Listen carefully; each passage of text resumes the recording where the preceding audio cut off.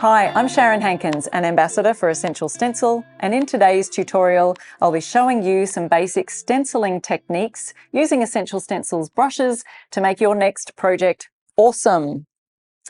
Okay, so the basic supplies we'll be looking at using today will be our Essential Stencil brushes, a Essential Stencil, of course, our board. I've just used a wood board that I've pre-painted earlier.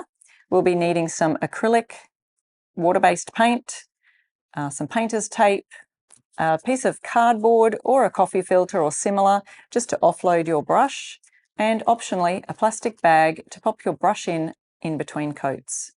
Let's get started. Our Essential Stencil brushes come in 4 different sizes. We have a 1/2 inch, 5/8, 3/4 and 7/8 inch brushes. Today I'll be using the 5/8 inch. Now when we look at our brushes, they have beautiful natural bristles that hold the paint really well with a flat surface, perfect for stenciling.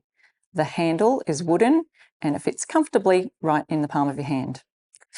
Once you've chosen your stencil, place it down in the center of your board. So we just want to center it as much as we can. Then I'm going to be using a little bit of painter's tape on each end. Now, another reason why you might want to put painter's tape somewhere around the edges of your board is if the letters run very close to the edge of the stencil. That will stop your brush accidentally going over the edge of the plastic stencil and accidentally getting on your board. So see, the L comes close to the edge there. Right, once we've got that all ready, we're ready to start putting the paint on the brush. So we want to dip our paintbrush into the paint just on the ends of the bristles. Then we're going to wipe off as much as we can just on the side of your dish or the side of your paint pot. So we've still got hardly any on the brush. But even though you might think you've got enough off, we want to also keep going and offload. Now this is the key to really good stenciling, to stop any of that bleed through and fuzzy edges happening on the edge of your stencil. So we want to offload the paint onto the cardboard and then start painting on our piece. Now we want to get a nice swirling motion is the easiest way that I've found. Now, right now I can tell you already that I don't have enough paint on my brush, but that's okay because it's better to have not enough paint on and go back in for a second dip of the paintbrush than to have too much on your brush and bleed under the stencil. Let me, in fact, show you what might happen using a different stencil on this same piece of cardboard if I have too much paint on my brush.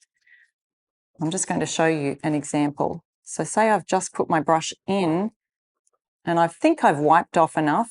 I've just, wiped it on the side of that. But let me go in and you can already see there's lots of paint there. I'm swirling around, or some people like to stipple.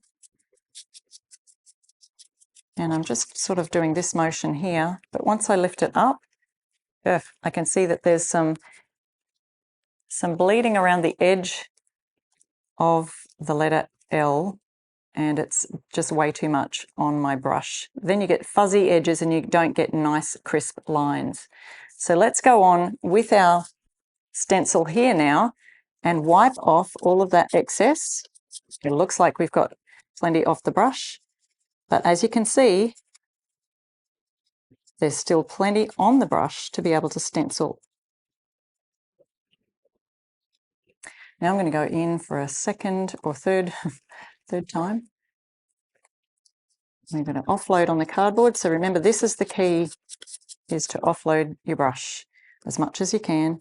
And then using a swirling method, you can find whatever method is right for you. Now, I encourage everybody to practice on a piece of cardboard first until you're really comfortable with using the stencil brush and using your stencils together so that you get nice crisp lines.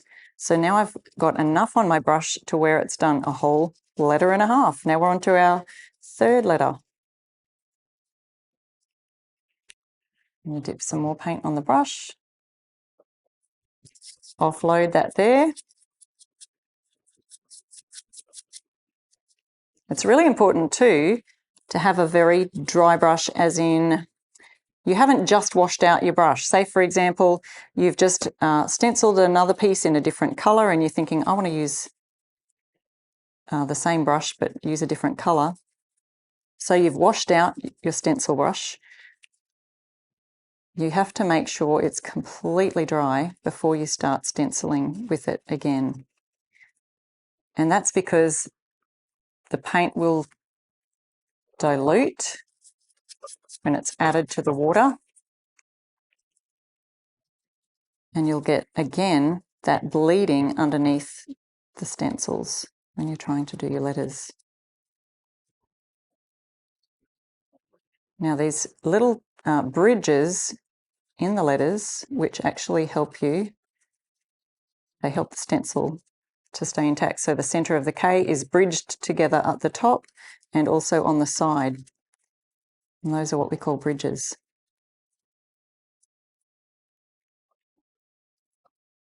Well, I got way too much on my brush that time, so I definitely want to make sure I offload a lot there.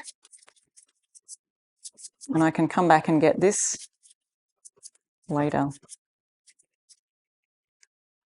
Okay, some people like to stipple, so I'll just show you that while I'm here. Just pouncing or stippling your paintbrush can be a method of stenciling too. Some people like to use makeup wedges. You could try that if you don't have a stencil brush. But again, you have to offload those as much as you can. As you can see, probably creates a little bit more of, you can see that that's a stippled look, and it's going to take a lot more of my pouncing to actually cover all of those letters in between. I just find that that swirling method, once you've got most off your brush, is a really good way to get some good coverage over the letters. So I'm just going to go over that stippling that I just did, and you'll see, hopefully, that it's now covering really well. But it's all a matter of trial and error, practicing on your spare piece of cardboard to get those really crisp, nice, clean edges. Oh, I've still got some left here on my cardboard.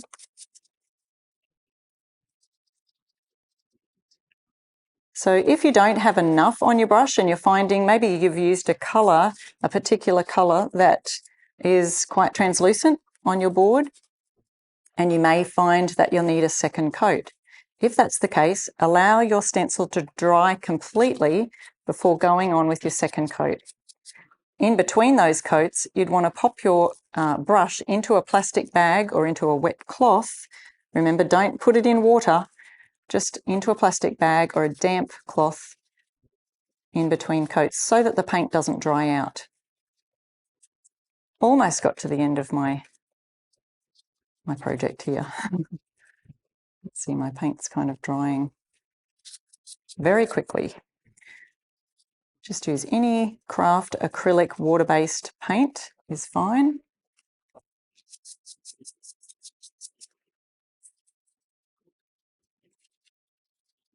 And there we have our finished stencil.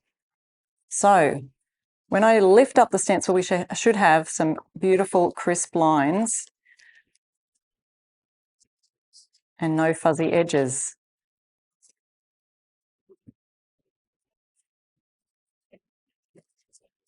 There we go. Beautiful finished project. I hope you enjoyed this tutorial. Now, if I was to stress two main points to take away from this, it would be, number one, offload your brush as much as you can till it's almost dry. And number two, practice on a piece of cardboard until you've perfected your technique. So I hope you can go away confident to do your best stenciling project yet.